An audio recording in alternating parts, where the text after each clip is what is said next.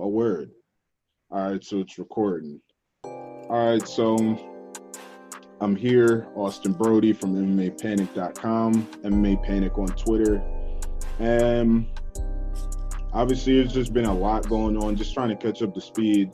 So I guess before we start jumping into the MMA, into all the fighting, all the deals, the BS and negotiations, before we get into all that, how the heck have you been, Austin? What's going on? Yeah, I've been good. As good as you can be during crazy world events and all that stuff going on. Like I was telling you before we got on, I live in small town Oklahoma, so the craziness of the world doesn't bleed over into it as much as I'm sure it does in a bigger city and stuff like that. So, I've been doing pretty good. Just avoiding the world, watching fights, basically.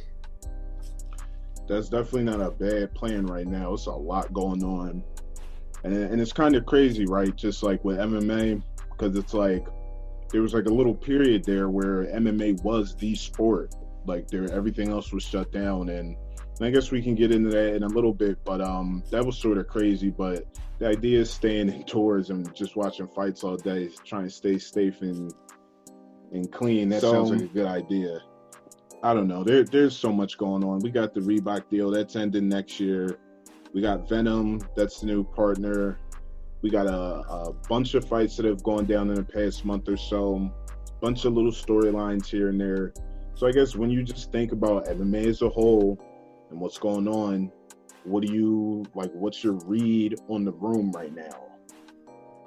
I don't know. Like I think it's, at least from the fans' perspective, it seems like that's positive. Which that seems like the public opinion of the sport right now is kind of going back and forth day by day. I think last week it was, fighters aren't getting paid. This week it's, we are having all these great fights at Fight Island. So it's just, the sport's going through a crazy time with the world, where we're getting all these fights on Fight Island. We're getting a lot of these fights that are short notice fights. We're getting a lot of new names, a lot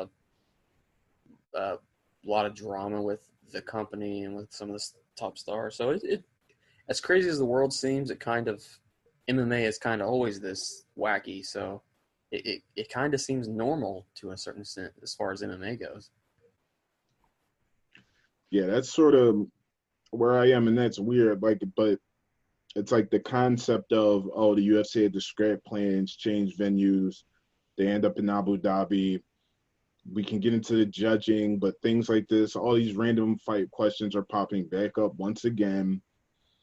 And it just feels like, in a weird way, so much has changed, but so much is exactly the same as it's always been, in a weird way. So I do get that. But I guess for me, I guess the first one is, before we get into particulars, this ESPN, and yes, this is where I'm starting, but for me, it's just interesting that Dana White has been going crazy with the interviews. He's kind of had to, because of pandemic and with them being the sort of front organization trying to bring back sport. So I get it. But he's stubbed his toe a little bit along the way, hasn't he? Like, there's been a couple holes that have leaked out into the mainstream. Am I on to something there? Do you see that too, or nah? Oh yeah, for sure. And look, we've criticized Dana and his handling of stuff in the past, and that's going to continue to go forward. I do appreciate like the UFC's effort and continuing fights and giving us something to watch. But yeah, there's been stumbles along the way, and there's been stuff, dramas and stuff behind the scenes that have came out since all this has started. And like you said, there's not a lot of sports going on right now. So what would before maybe be a big MMA story, but not getting anywhere close to reaching the mainstream, is now being talked about on Sports Center. And First Take was talking about the Mike Perry situation. So yeah, it's almost magnifying the goods and the bads of the sport right now. Yeah, and I think one of the things is it's starting to bring into question the UFC and ESPN relationship, but with a different dynamic. I guess we sort of, because we've talked about this prior, so this isn't necessarily new, but I guess it sort of took a different angle that I didn't see coming, in that you have, your Ariels and your Brett, and now DC and Paul Felder. You have these different fighters all in on this ESPN thing in this ESPN package. And so it's starting, and you can stop me and tell me when I'm wrong, but it feels like it's sort of like they're all in on it in a different way, and the fans are starting to feel it. Like I don't want to call it this, but it's starting to feel like ESPN's MMA coverage is turning into UFC state-run TV. Yeah, I think that's true, but I think it's also to be expected. I mean, I think it was a similar situation on when they were on Fox.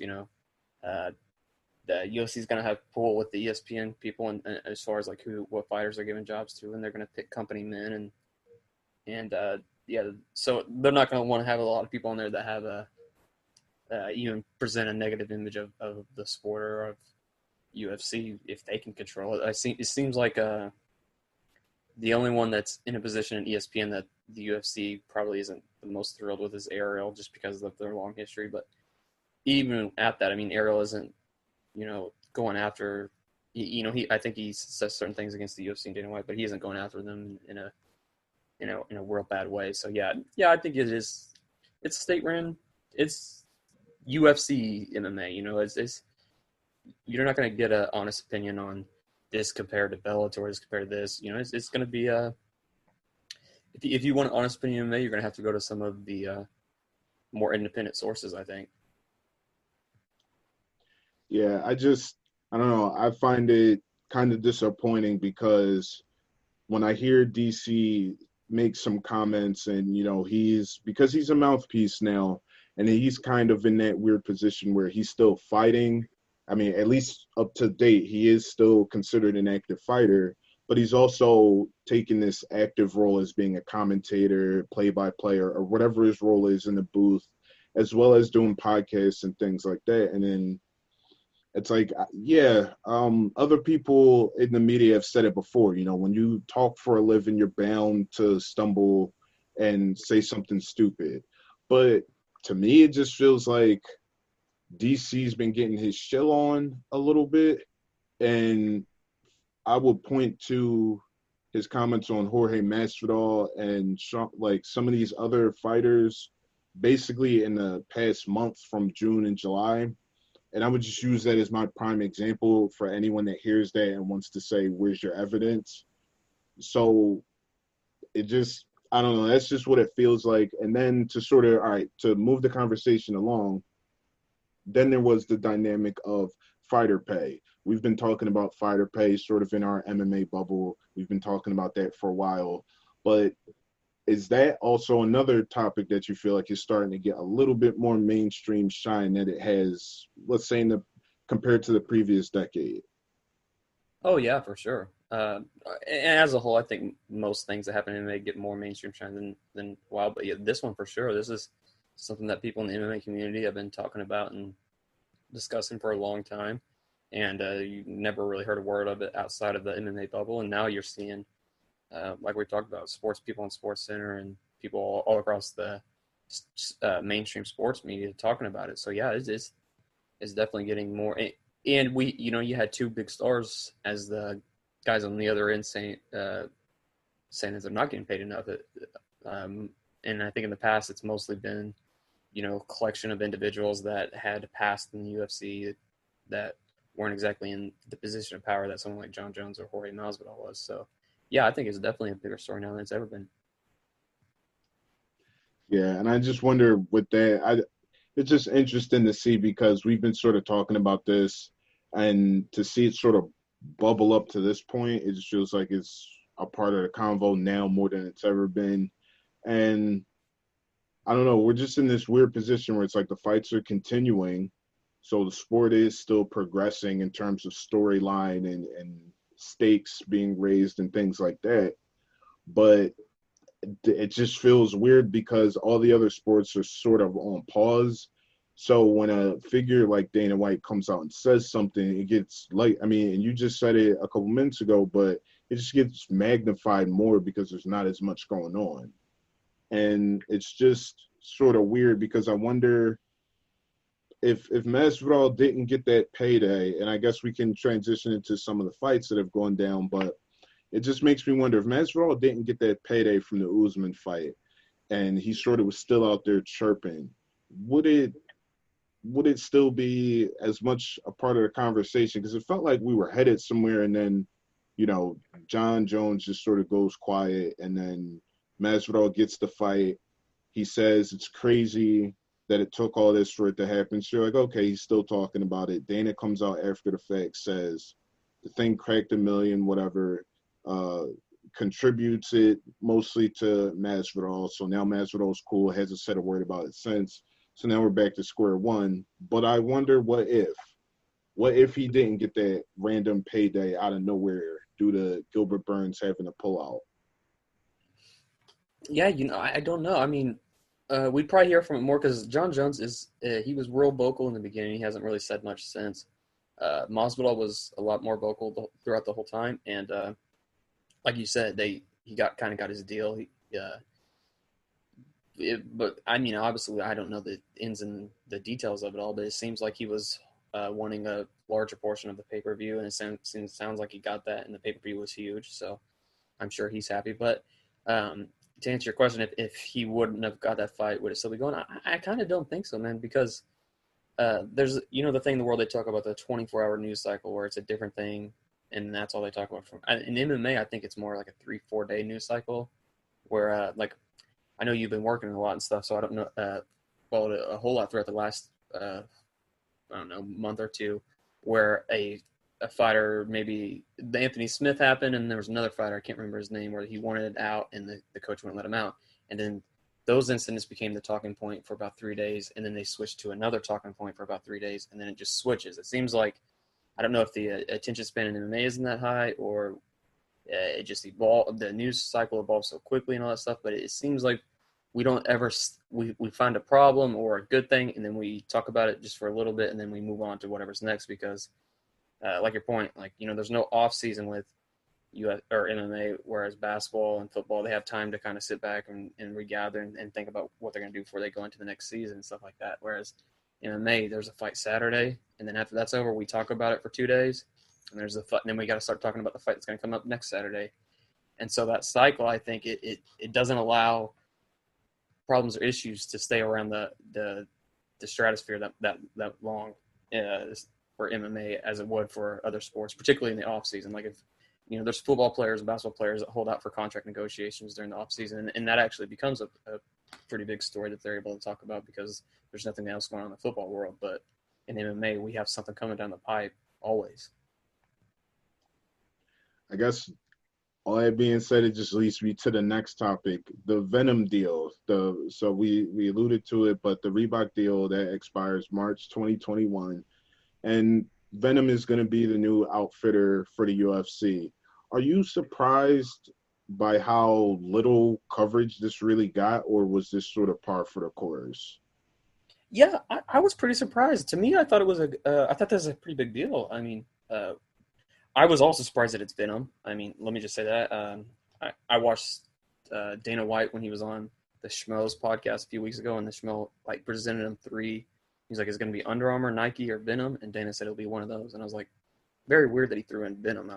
In my head, I think we talked about this a year or so ago, that we thought the next step would be like an Under Armour or maybe another big corporation like that. But they chose an MMA company, Venum, who's going to be, at least from what we're thinking, is going to be way better with the personalization of stuff. The MMA equipment's obviously going to be a lot better because that's what they specialize in. Early reports, people are saying that the fighter shares more and that they're going to get a better pay, which that's good.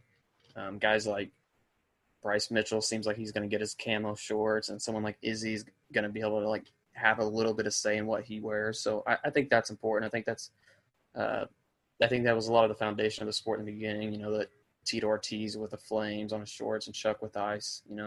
I think that's cool, and hopefully Venum. I think they're a good company for a good fit for the UFC and this facet that they'll care. It'll be their number one priority. Whereas Reebok, Under Armour, Nike, I mean, they got all these other leagues, all this other things, and then MMA's over here. That's why you're spelling it Gibler, Melendez, and making all the mistakes that Reebok's did. and they never really got better. They never really put any sort of creative design into the shorts or the fight kits or anything like that. So I was surprised by the choice. I'm kind of happy with it. I mean, we'll see. This all remains to be seen. Who knows? It might be the worst deal ever, but it seems like it's a positive thing for all. But to answer your question, yeah, I'm surprised it's not being talked about more. Maybe mainstream sports don't really care, but I mean, if this was the NFL or NBA doing that, I think it'd be talked about for a while. So yeah, I'm surprised what people didn't make a bigger deal of it. Especially, I mean, maybe it was just me that was surprised, especially the fact that it was kind of a curveball. It wasn't a big sportswear provider. It was more of an MMA based company. For me, I guess that's why it didn't really get that much coverage. Had it been an Under Armour or a Nike, I feel like it would have gotten that. It would have been a part of that greater news cycle. But I guess I, as we sit here right now, and I guess it's also important to note that Reebok will still be the footwear. I don't like they'll still, I guess, the sneakers or the slides or whatever the fighters rock as far as footwear is concerned. Reebok is still going to hold on to that for the rest of until the end of 2021, I believe. So they're not completely out of the door. So I do have to point that out. But as we sit here today, let me mark the date. 7/16/2020. I'm not a fan, and I'm not all in on it. I cannot give you credit for botching and completely screwing over the fighters one times, like 5+ years ago, when you first, because the Reebok deal first, the news of it that the UFC was heading towards this model first got reported February 13th, 2014 via Bleacher Report, and you botched it so bad that it's sort of like that old business adage, like create a problem, sell the solution. Like, you guys screwed it up so bad when you did this. You didn't consult the fighters. All of the fighters complained. We talk about the exits to Bellator, and then that happened. And a lot of the same language that the UFC is trotting out now, they trotted it out back then. They said back then that the fighters were going to make more money. They said back then that it was going to be a great and awesome deal. They're using the same language now, and I refuse to once again fall hook, line, and sinker for it. I need to see receipts. You guys announced this deal. First of all, it's with Venum, and due to what is out there, it's not going to be for as long or as much money. So now I definitely need you to explain how the fighters are going to make more, because you didn't give them more when you had more. And even when you did had more, in the context of how you completely destroyed the MMA apparel industry, even that was a drop in the bucket. So as we sit here right now, I'm not convinced, and I'm not all in on it, and I don't like it at all. You don't get to scale back your screwing of the fighters by, say, 15%, and then like, oh, I'm jumping for joy. No, call me when we get back to open market, or call me when you switch to a PFL type strategy where you let these guys bring in their own sponsors. I get it. I heard the UFC side of it. I understand it, the value. That's why they instituted the $50,000 tax. I get all that. But at the end of the day, these guys don't have a say in it. Who had a say in it from the fighter's side as far as this negotiation period? We heard nothing. And then the schmo of all people comes up with it. Like, all the more power to him. And it's not a slight, but just the idea that, like, this is how we operate in MMA. And I'm supposed to give you credit for that because you said the fighters will make more, but you showed no receipts. Not falling for it again.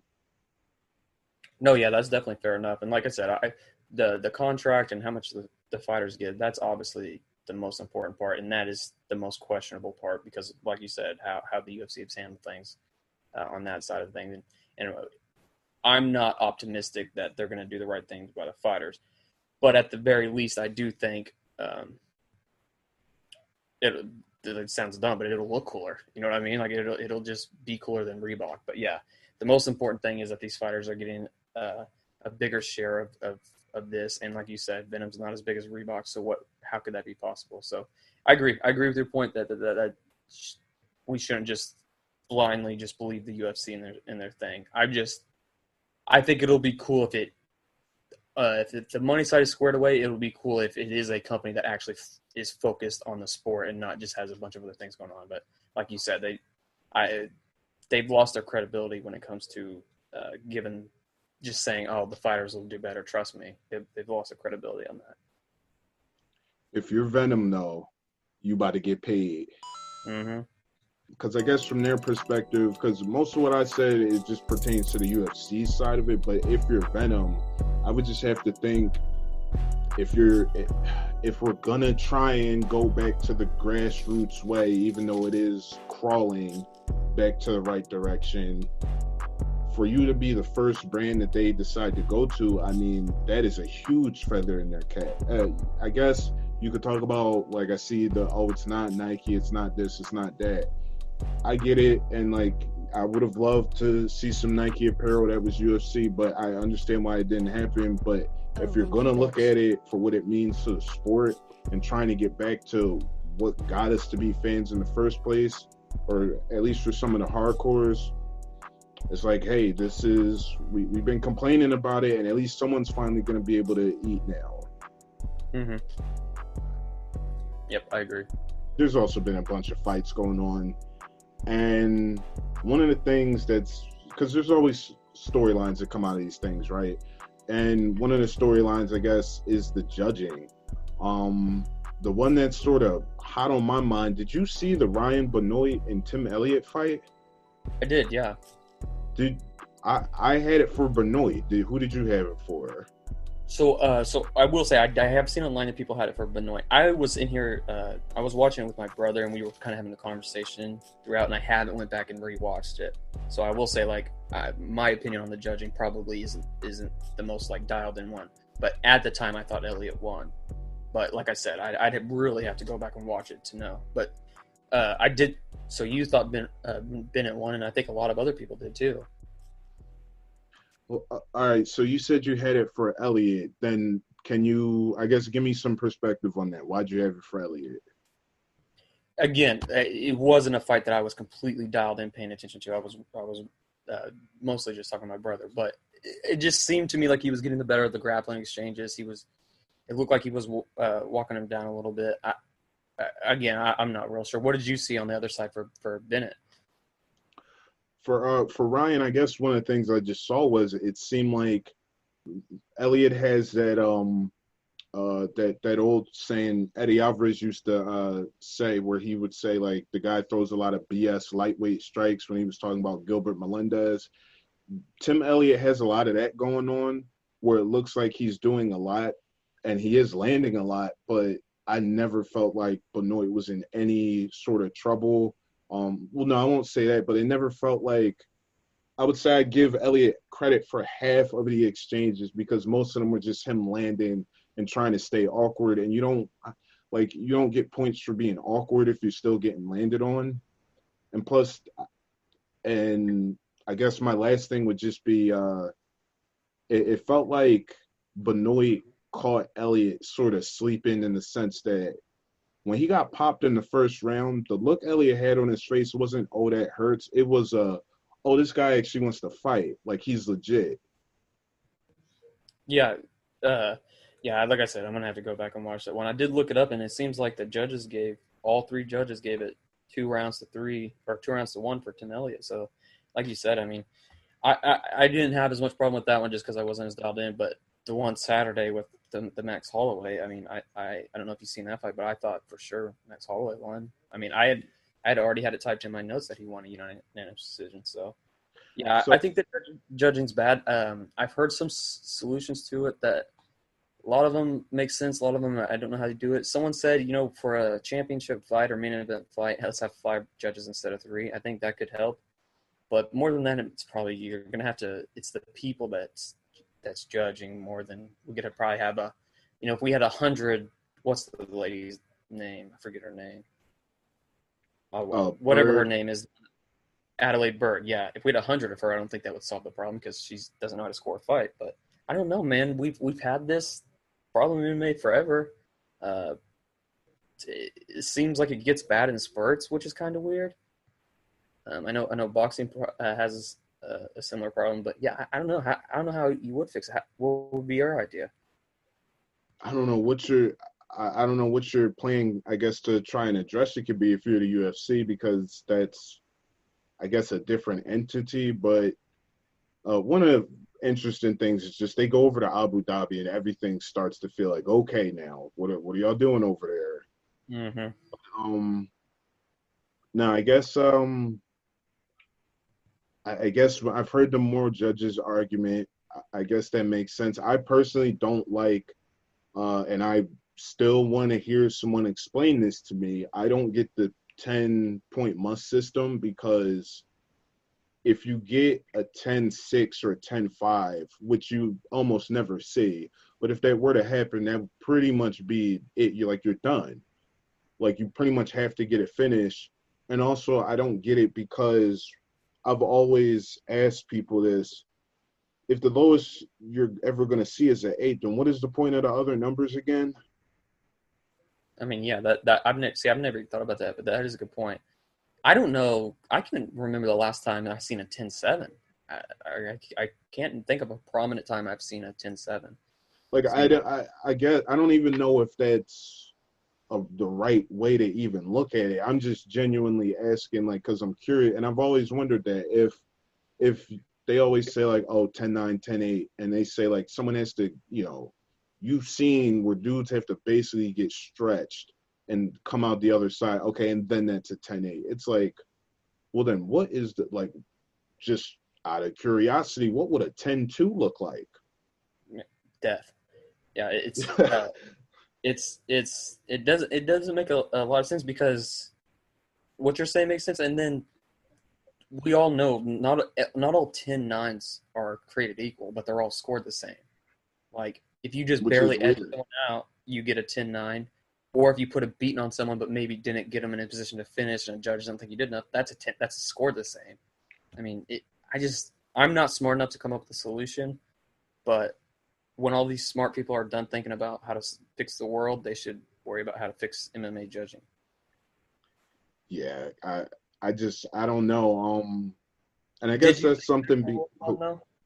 Oh, yeah, I did see the Holloway one. I did have it for Holloway when I picked, because if I guess anyone out there follows me on Twitter or sees us on Twitter, again, you can follow me on Twitter at Nixon_speaks. You can find Austin at MMAPanic. But the Verdict MMA app, like I was on that, so I actually picked Volkanovski, but I scored it for Holloway, so that was kind of weird. But Yep, me too. I did the same I thing. I just thought it was a clear 3-2. And you gave Holloway the first three? I had the first two.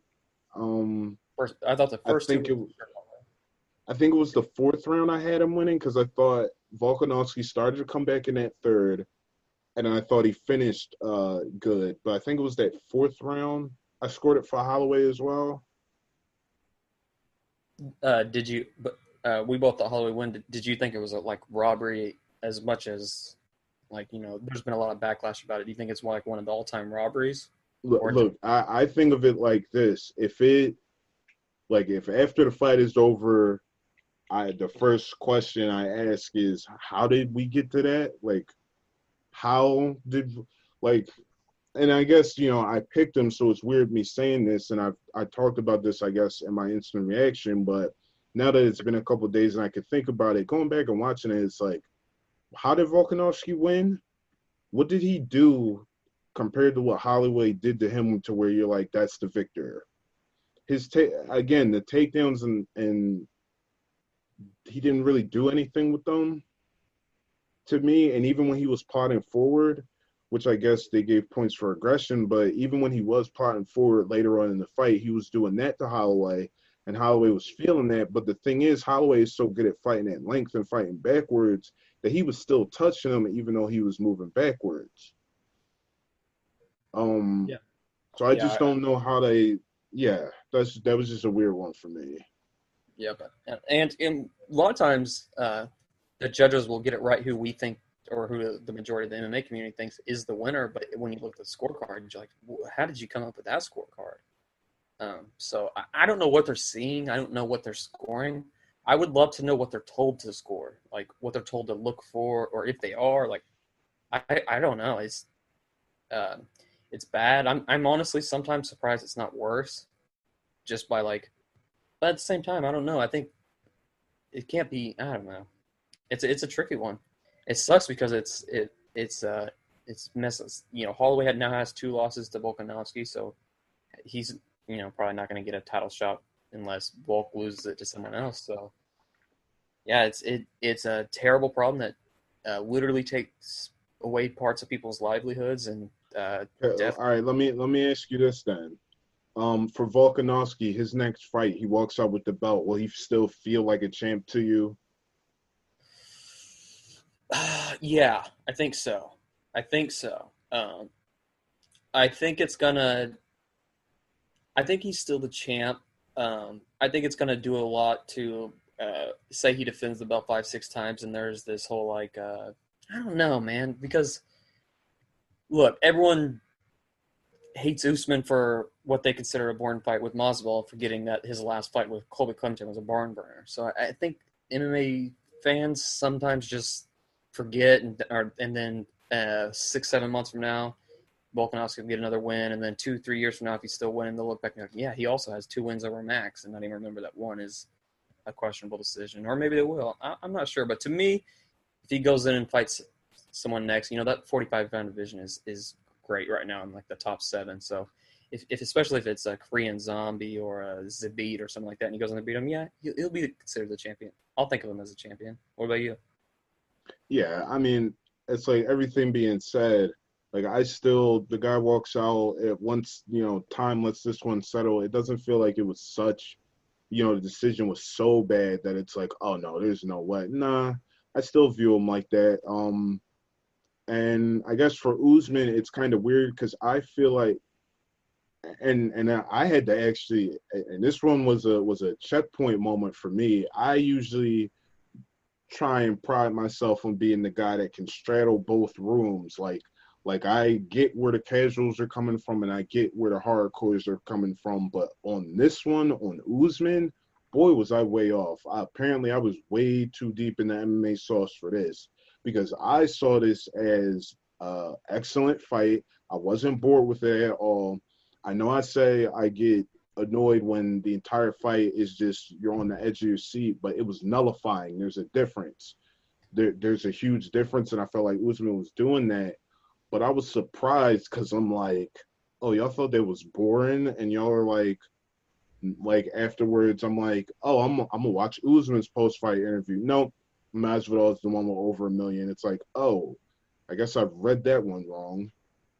Yeah, and I completely agree with you. I love the fight, and I thought what Usman did was great. He's the best fighter in the world for a reason. I mean, he's skilled. He goes in there and does what he has to do to win. I thought it was a good one. I think I understand where they're coming from because I think their emotions and their wires are crossed a little bit. I think people just wanted Masvidal to win so bad. They wanted this great moment where the bad motherfucker comes in on 6 days and knocks out the champ, and we have this great moment. So I think that's what people wanted so bad, and the fact that Usman was slowly taking that away for 5 rounds, I think that kind of annoyed people, and because I think they were paying to see Masvidal win, and that's just you can't do that in MMA because especially high level MMA, that's not the case. I mean, the better guy's going to win, a guy who's more prepared, more skilled, and has a better game plan. So, and also, Usman did such a great job of shutting down Masvidal's aggression and all that other stuff that, like, man, I thought it was a great performance. I think GSP had many performances like that he got praised for, and I'm sure some fans hated it, but Khabib has had fights like that. So I think Usman's a great champion. I thought that was a great fight. I would love to see it again. I don't know if I buy into it definitely made an impact. I'm not saying that, but the 6-day notice I don't think is an actual 6-day notice. It's not like he was just had no idea what was going on and then filled in 6 days. Like this fight was scheduled and then it got taken away about a month ago. And by all accounts, he was still training with that Bo Nickel guy and he was helping Dustin Poirier get ready. So it was in his mind a little bit. I mean, still not knowing. I'm sure if he would have known he was fighting Usman all the time, he would have been a lot more sharp. But I would like to see that fight again if Masvidal was able to, go pick up a win over Leon Edwards or someone like Colby Covington or someone like that. And I bet the fans would like to watch it again. I bet it would do good again because they want to see Masvidal beat him again. They think this time he'll have a full camp. So I thought it was a great fight.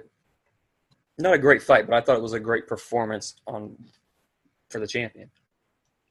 I'm kind of torn because I'm like, all right, everyone calling this boring. I'm like, do y'all remember when GSP was providing us with the finest of naps during Yeah, his fights? and that's It's what I've been like, trying to say. I honestly just think people forgot. it's just that one was weird because I'm like, I made the argument where I was saying I took the stance that Usman is finally, that fight proved to me that he's finally starting to lay the blocks for what you want to see from a guy that you think could be there for 5, 6, 7 years down the road. That to me was that performance where you see he can come in on short notice, deal with an opponent switch. The fact that he was willing to take Burns in that era of, nah, I want more money, or I'm going to sit out, or I'm going to get a mystery injury. He actually did sign up to turn around and fight Burns. And once again with Masvidal. And he didn't complain about his contract and renegotiations. He didn't say a word about any of that. And he actually went in there and had a, in my eyes, dominant performance. And I feel like those are the sort of factors when you talk about, building your outside of the cage legacy. That's the stuff you need to see from guys. Yeah, I agree. He fights like a champion, man. I think he's so well rounded, and so I think, like you said, I think he holds the belt for a while. But I have a kind of an interesting question for you. You might need more time to think about this. So we might have to do it on another one. But if you take every champion in the UFC we have right now, who do you think will be the last one remaining? Well, they'll hold on to their title the longest. Oh man, yeah, Yeah, that I is shouldn't have dropped that one on you. I just thought of it. yeah, no, we can. That's one of the ones we're definitely gonna have to revisit this. But no, I guess my initial response, I would still have to say John Jones, because I'm still thinking, like, even as he ages, I think about his style. His style's gonna age well. His style does age well, and he's done a good job compared to some of the champions of previous eras. For as many fights and as long as he's been in the game, he doesn't have that much damage. That's one of the things that's actually going well for him. Um, but then I guess let's throw some names out there. Nunez. I mean, Stipe, he just by default, I can't pick him because he's just surrounded by sluggers. I just got to yeah, think eventually someone's gonna get him. Um, Wei Lee, I guess you could say Wei Lee. Is she in the same? Uh, it's been a minute. Is her Tisha Torres? Is that the same division? yeah. It's 115. I think Okay, yeah, because I Wilder's gonna think fight Rose next, is what they're saying. okay. Oh yeah, no. Oh yeah, and Andrade and well, I think she could hold on to it for a minute, but then I'm thinking like, all right, Cejudo or no, Jan. I think like if we're gonna go ahead and consider Jan the official champ and just and just scratch Cejudo for the moment, I mean, who's beating that guy? Man, I gotta tell you, I think Aljamain Sterling might. All right, let's talk about that for a minute before we revisit the question. Really? I mean, I'm not sure. I mean, it does seem like Jan is a little more well-rounded, especially obviously striking is far better than Aljamain's, and it seems like he can go the distance. But man, what Aljamain Sterling did to Corey Sandhagen really impressed me. Like once he gets you in a bad spot, good luck, man. With that grappling, it's intense once he gets on top of you, and he's finding a way to do it. So I think if they give him a shot, he's. I think he has a good chance to beat Jan. Actually, I mean, I haven't really like broke down the fight and went and looked and seen, but just off the top of my head, man, I worry about uh, Jan fighting Aljamain because he has such a good skill set. I guess. All right. I guess I'm just looking at it in terms of like them two just sort of exchanging on the feet. But I guess if you look at everything in totality, it's not as one-sided as I guess I initially thought. And I haven't sat down and thought about it, kind of because that division has been weird. But Mm. it's just one of those things where I could just the image of Jan just landing something flush to the body and just making Sterling fold. I could just see it too clean. Yeah. Oh, that could definitely happen. I mean, Jan's awesome, dude. Not taking anything away from him. I'm high on Aljamain right now. Another question I would have is, do you think any champion we have right now is going to retire with a belt without ever losing? Like, I mean, obviously guys like Khabib have a good chance at that. Um, Amanda Nunes has a good chance. Amanda. Oh She yeah, might retire damn. too. Yeah, because who? I mean, but you want to talk about emptying the cupboards? Mm-hmm. She has cleaned out everyone. Yeah, I mean, I wonder if she's such a presence and like she's the goat of women's MMA. But man, remember when DJ did that and everyone was like, "Oh, flyweight sucks because he has no competition." I mean, what competition does Amanda Nunes have at 35 or I mean, not 45? Not even a real division, let's be honest. But I mean, she has Amanda did. I think Amanda. She had a.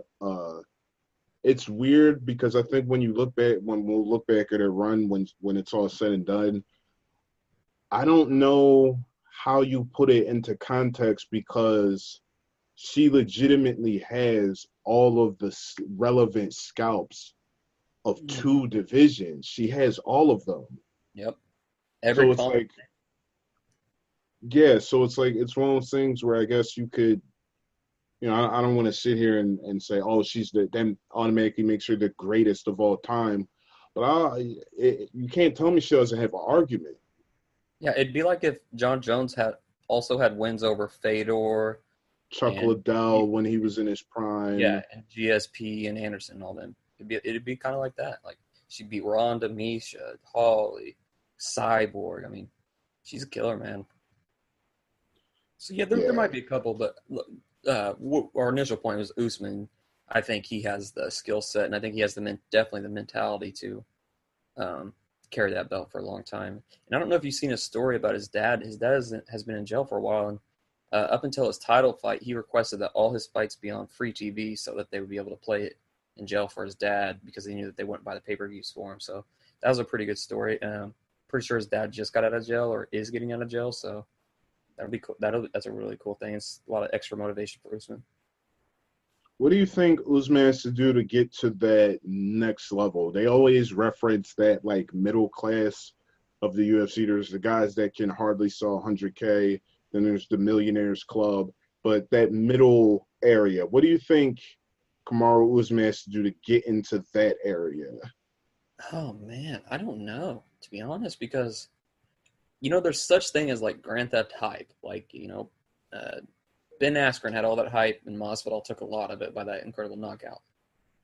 But Masvidal came in this huge star. Usman clearly wiped him out, beat him. He got the opposite. He wasn't more beloved. He was more hated.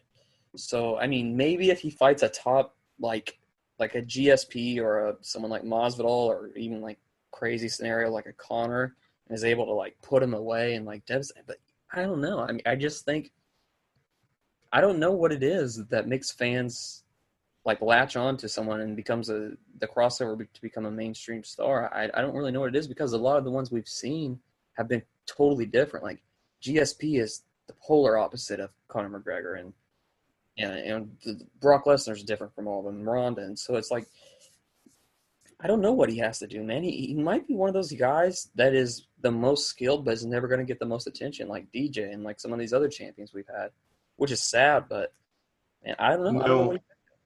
All right, now I guess to sort of dovetail it, because I was thinking this sort of along the same lines.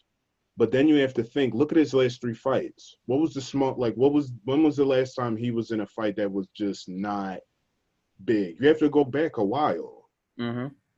So it's weird in that he gets the Woodley fight that, yes, it played out weird, but heading into it had a decent amount of buzz.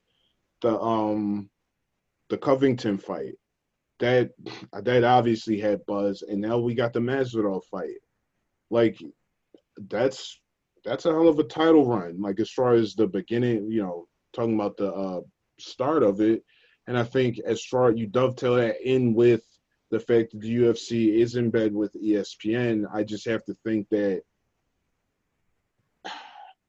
I guess basically what I'm saying is I could see him selling 400,000 on his own name. I'm willing to go out on a leg and say that. I think Kamaru Usman on his own name alone could sell 400,000.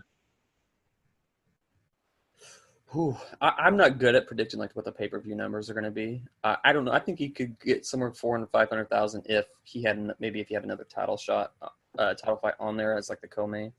But I don't know. You would think, like what you said, you'd think his star power, even if they hate him, would have to be somewhat, because his last 3 fights have been big fights.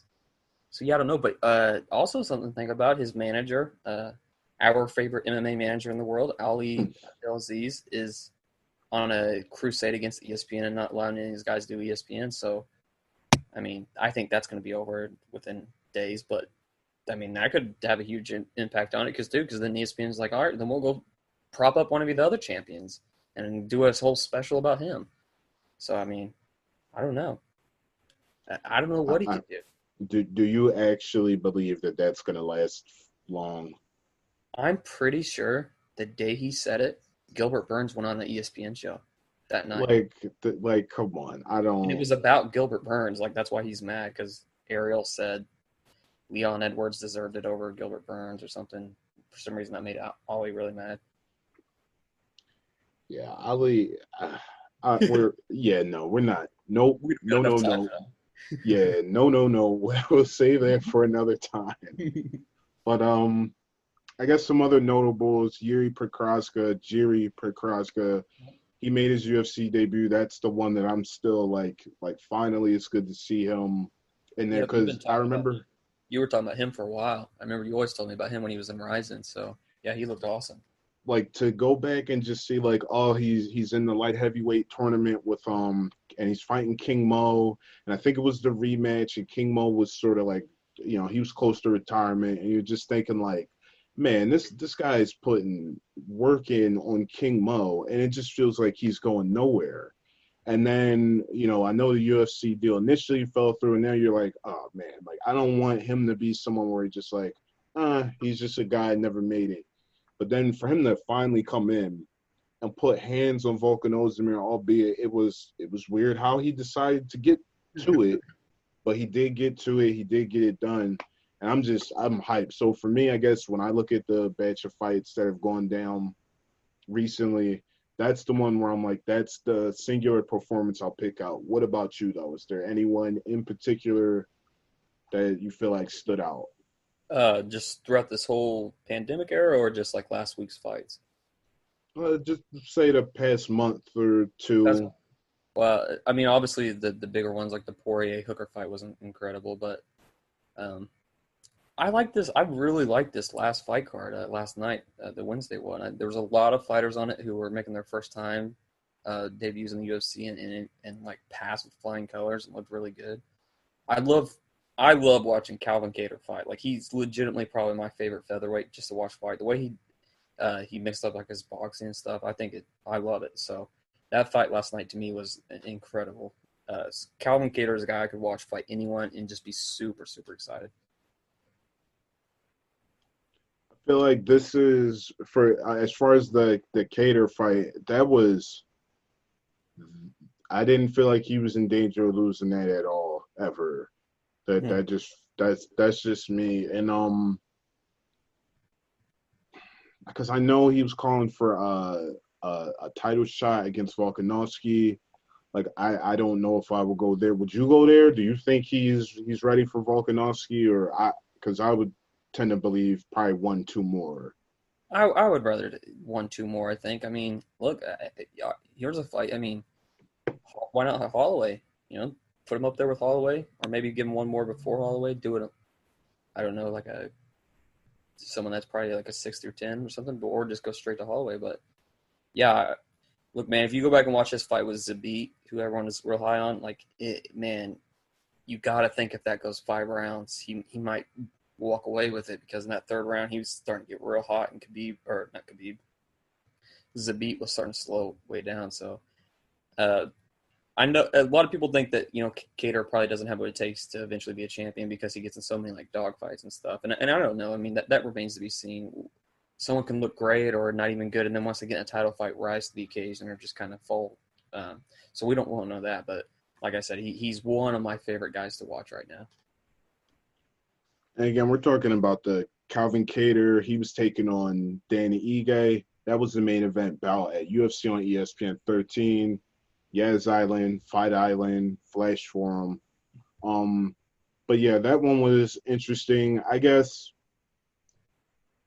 the Holloway one, I don't know about that, and because I don't know where Holloway is. He's in a weird position where he has the vaunted 2 losses to the champ.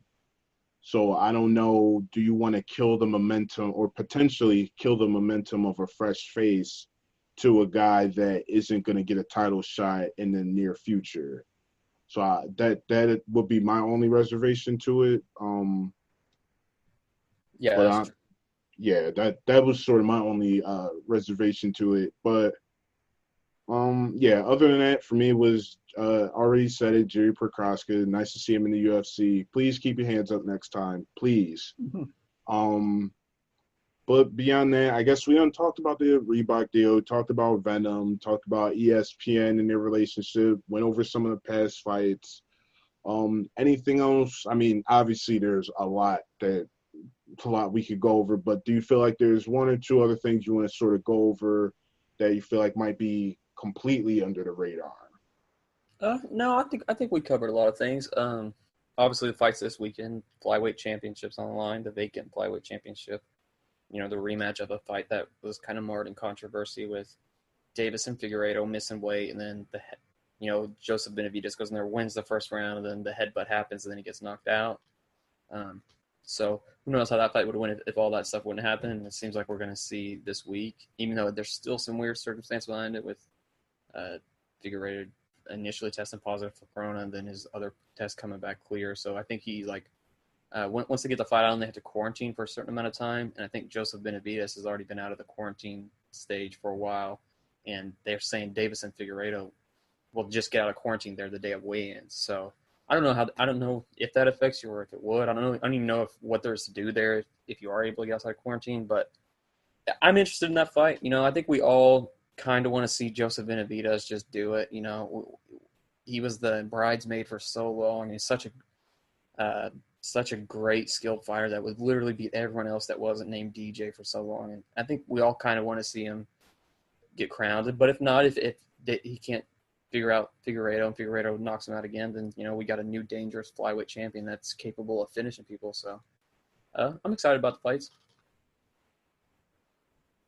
I guess my little under the radar thing would be Kareem Zidane of Bloody Elbow. He put out a piece just saying that after the fights at UFC 251, just that they were doing some PR thing, asking questions. Apparently someone from Abu Dhabi's tourism board was there asking some questions, trying to poke around a little bit. And he was just making correlations between that and some sports washing themes that has been sort of a overarching theme of that area of the world for I guess a year or so now. It's sort of been at the surface a little bit. So I would encourage anyone that's interested in that to go check that out. Kareem Zidane, he did a piece. Again, it's on bloodyelbow.com. So yeah, that's my under the radar pick of the week. And so yeah, that's it for me. I got nothing. I feel like that was a nice little moment little checkpoint on MMA right now. But I guess let's see because what is it, 4 cards you're going to have at Fight Island at Yaz before they put a pause on it? Yeah, I think so. I think is it something like that? And then, because I think the DC Stipe fight's the next one at the Apex, right? Yeah, and the co-main for that is going to be Jack Hermanson. He's taking on Kelvin Gastelum. Yeah, and I actually was watching the Gastelum. He looked like he was in a place if you watch his I guess he did a little media scrum earlier. I was watching that on YouTube, and he just looked, I don't know what's in the guy's mind ultimately, but it looked like something was on his mind and he was in a place. He just seemed like that Adesanya fight did something to him to where he felt like he had to hit the reset button in a different type of way. Now, granted, at the same time, he does seem ready to go. He did sound ready to go. Part of it was in Spanish, so all of it, I'm not sure of what he was talking about, but just his general vibe, that was different. That was not the same old Kelvin. Yeah, I'll have to go watch that. I haven't seen that.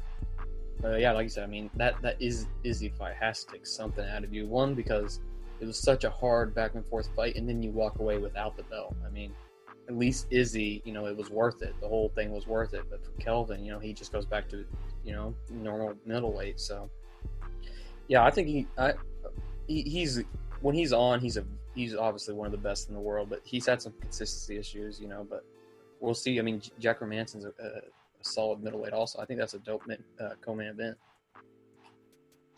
Yeah, definitely. I just get worried when I hear guys say stuff like I'm not trying to prove it to anyone else. I'm just trying to prove it to me. It's like, all right, now we are headed to some dangerous yet familiar territory. Mm-hmm. But all right, that's it for me. You can find me on Twitter at Nixon_speaks. You can find Austin on Twitter at MMAPanic. But is there anything else going on outside of that you want to let the people know about? Nope, that's about it. MMAPanic on Twitter and then MMAPanic.com. All right, that's it for this one. I don't say the intro. I don't do the outro anymore. So now I've been trying to figure out how do I end it. I'll just see you guys later on in the week.